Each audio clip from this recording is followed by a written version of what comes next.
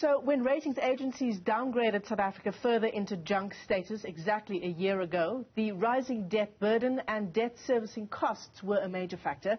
Debt levels are expected to continue rising, peaking at over 79% of GDP in the 2027 fiscal year. So what can Finance Minister Enoch Godongwana do to address this and escalating debt servicing costs? Our business editor, Xolani Mbanjwa, joins us now live from Parliament ahead of the medium-term budget speech that's set to take place just later this afternoon.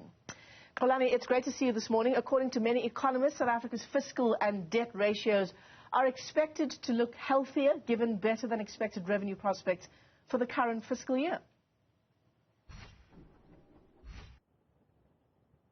Yes, indeed, Michelle. Good morning from the windy Cape Town here on the parliamentary steps.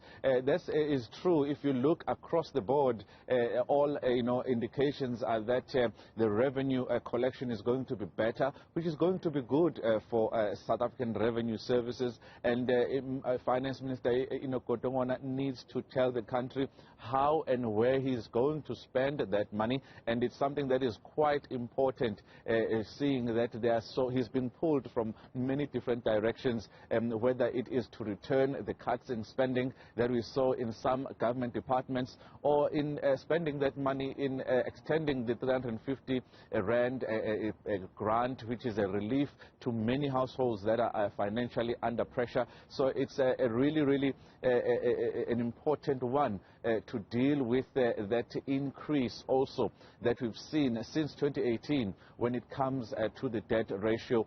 When you look back at February, the expectation, Michelle, was that the country's debt to GDP would rise. In 2024, we were told that it would be rising up to 94% of GDP. Right now, as we speak, it was supposed to be at around 77% to GDP. It's currently expected to be announced at 71%. So the debt situation in the country is an important one, and many people in the markets are going to be watching, including the ratings agencies, to see exactly how he traverses that minefield. So, Xolani, among those, no doubt, who will be keeping a close eye on the medium-term budget policy statement are the ratings agencies. Have they also mentioned debt as a challenge for South Africa? Yes, indeed. Debt is a major challenge for South Africa. If you look at the number of times in 2021 that Moody's, Fitch, S&P Global have given a reprieve to South Africa, even with deteriorating, economic conditions.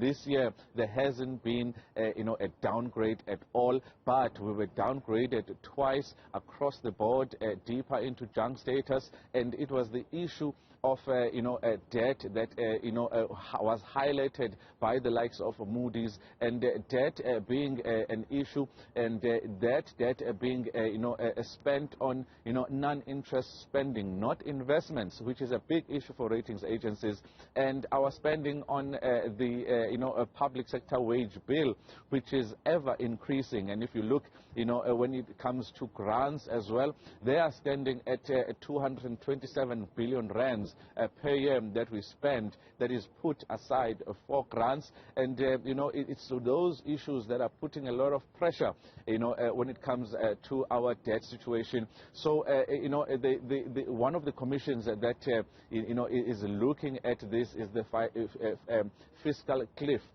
commission, which has warned for the first time that we are facing a fiscal cliff, which means that we are spending more on grants, we are spending more on non-interest spending, on interest investment, we are spending more on wages, more than we are actually getting when it comes to revenue. So debt is going to be a huge issue coming into this MTBPS.